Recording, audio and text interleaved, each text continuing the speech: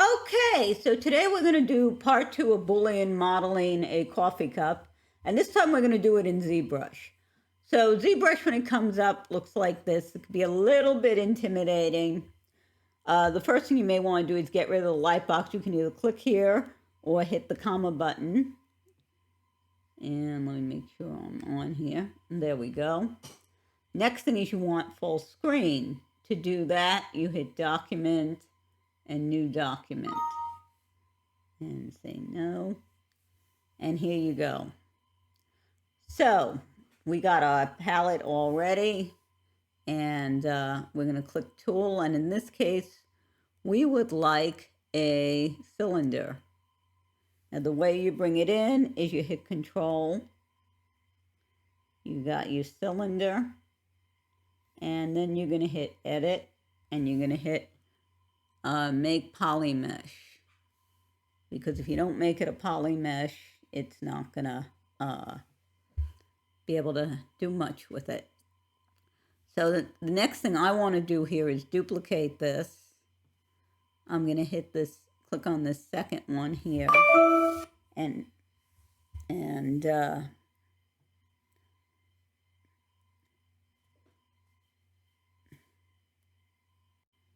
so we have our cylinder. I've duplicated it, and now I want to make it smaller and a little taller. I mean, a little higher, so that we can do the Boolean that we want. So we hit W, which should bring up, I gotta be on it. Actually, I need to be on this, click on the cylinder and hit W. There we go. And what I'm going to do is I'm going to turn it this way so that I could shrink it. No, that's moving it. I want to shrink it. Whoop, hitting the wrong thing. One thing you can do is, all right. So we want to shrink it. Whoop, I'm hitting the wrong, keep hitting the wrong thing. Gotta be very careful to shrink this way, and then shrink this way. Whoop.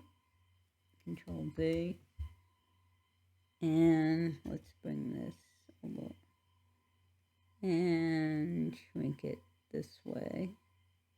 So now we have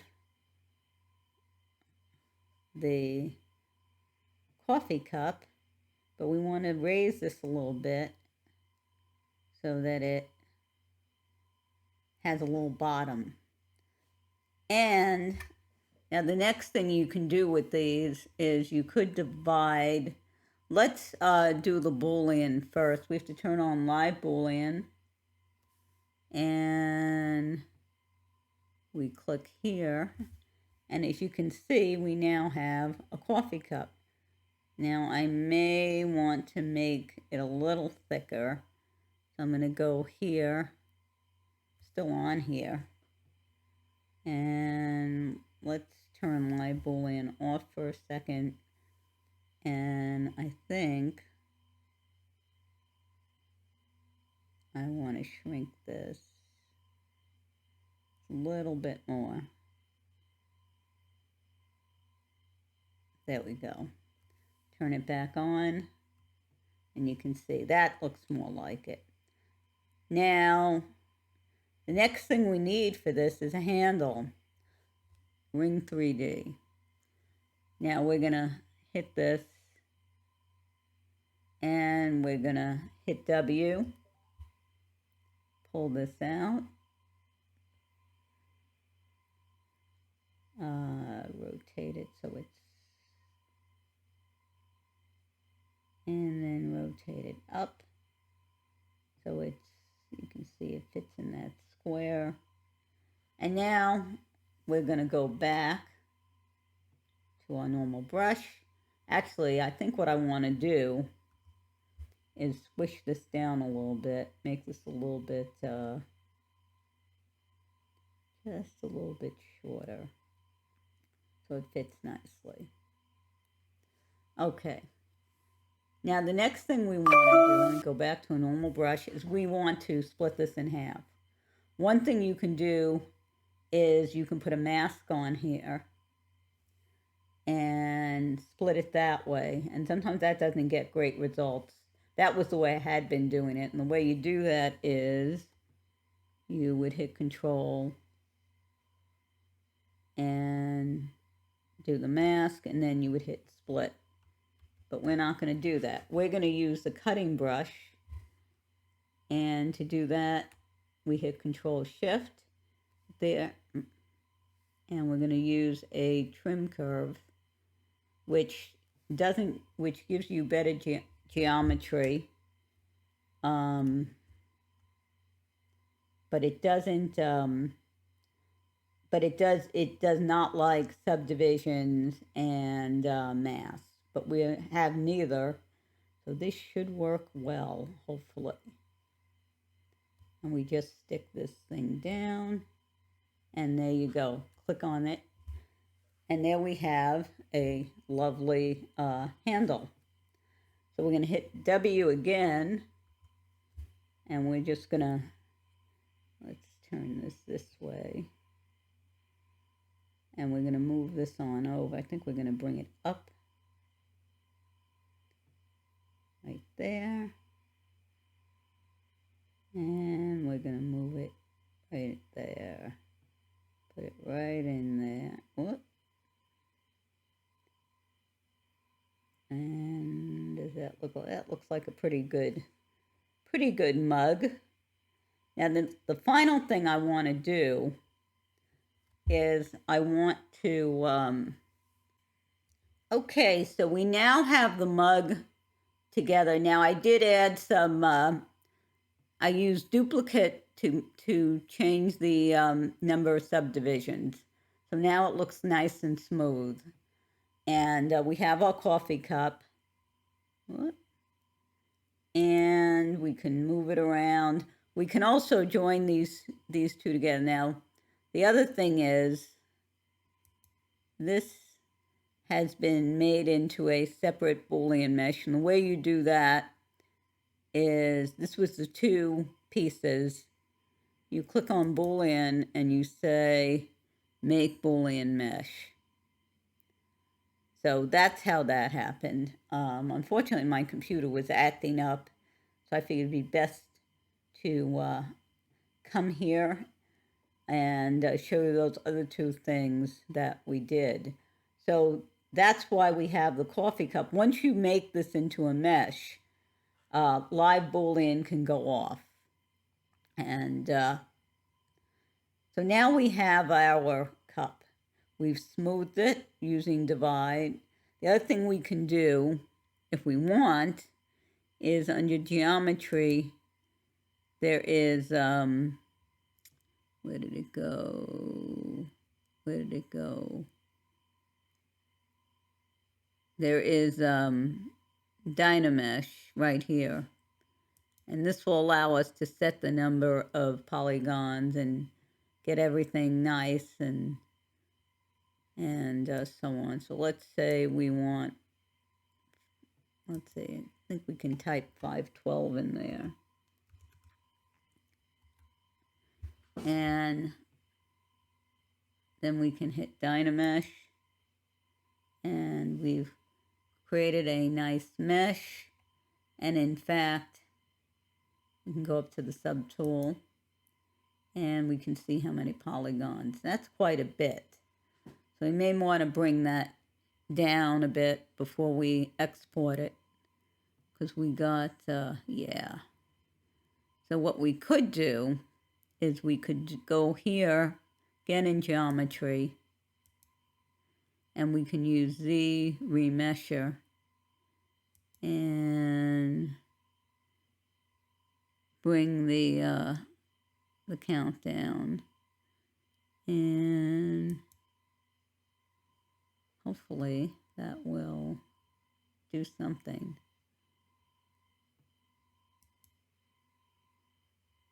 to our geometry. Yeah, it's still thinking. You can see up there. And it looks like it's done thinking. And the geometry subtool right here. And you can see it brought the count way down. Now, that's a little too little, I think. And it also didn't affect the, so we may want to undo that. Control Z. And do something, we also may want, we can join these together, and or we could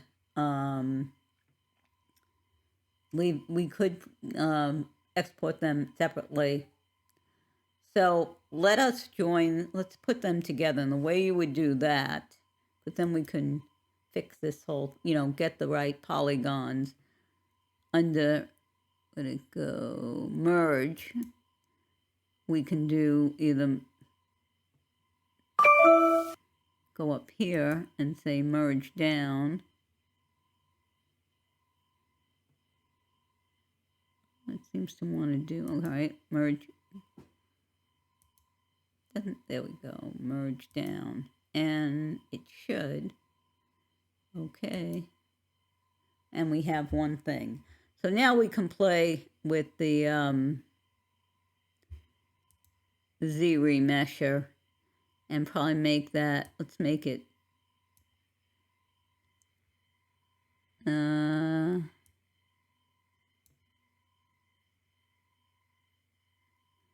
make this 20. Let's see what happens. And it's going to start thinking. And that still looks pretty good, but let's look at the polygon count in our subtool. Oh, it's still thinking. Okay.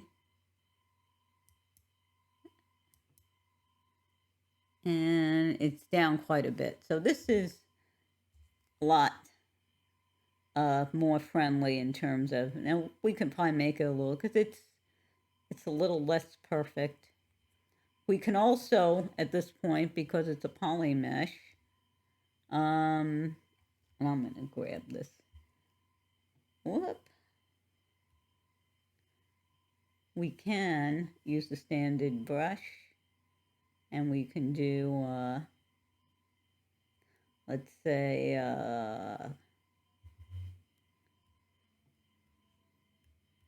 well, I'm not doing such a good job here. Let's just do a big C for coffee.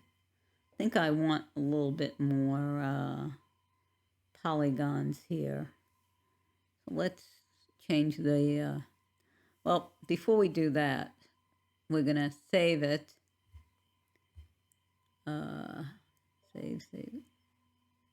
Save as. Let's change that post join.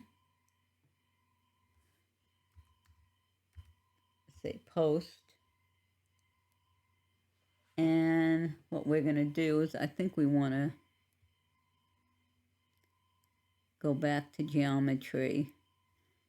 And we're going to change that from 20 to 50, I think. 50. Did I get 50 in there? Target polygon count.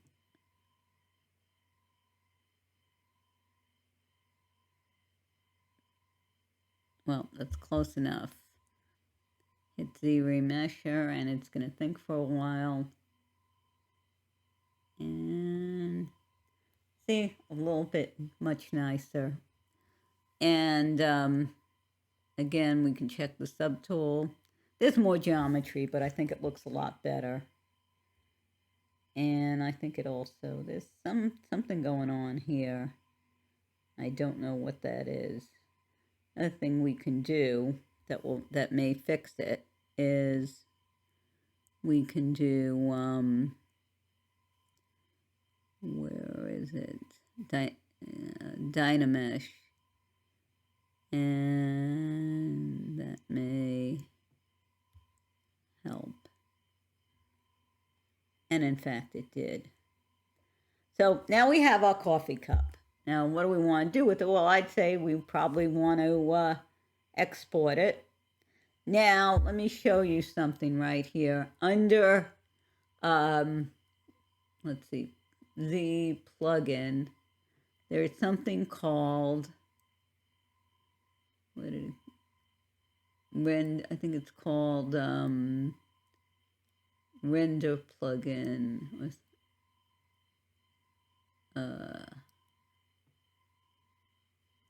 What?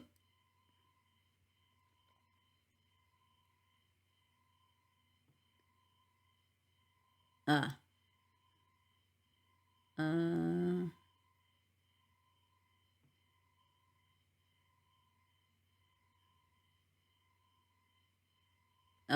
3D Print Hub, and is not being very cooperative.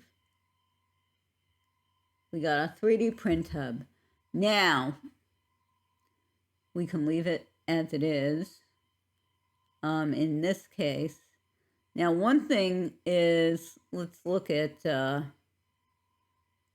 of their options here. 3D Print Hub, export options. Export options right here. And export options is set to all, which we only have one. Now we would want to, especially if we have more than one piece, we want to turn that off. And then we could,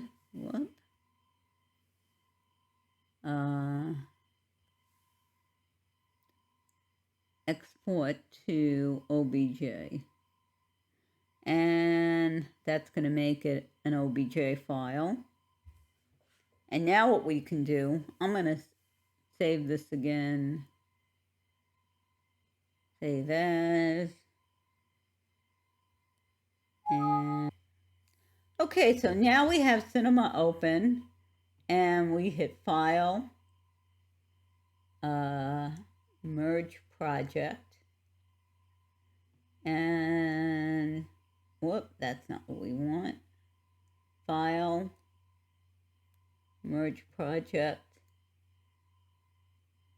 the OBJ file, and you can see it's reading it in, and it shows us our little coffee cup. Open. Okay. And now we have our coffee cup in Cinema 4D ready to render. It still seems like it's a bit heavy. Still seems a bit heavy, but we can also render it. Now you can also render it out in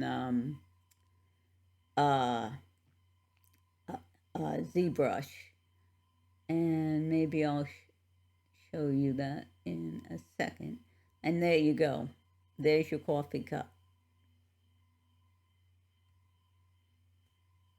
So very easy. Basically, all we did is we took a cylinder, we created another cylinder, made it smaller, raised it up a little bit, did a live Boolean on it, and then what we did is we took a torus or a ring, turned it in this direction, cut it in half, stuck it on, and then you can merge those all together, or you can okay, so we set our render here under render, and then fast is I think what they recommend for 3D, and then you go document and export, and we got a Zbrush document. Let's give it the number 2.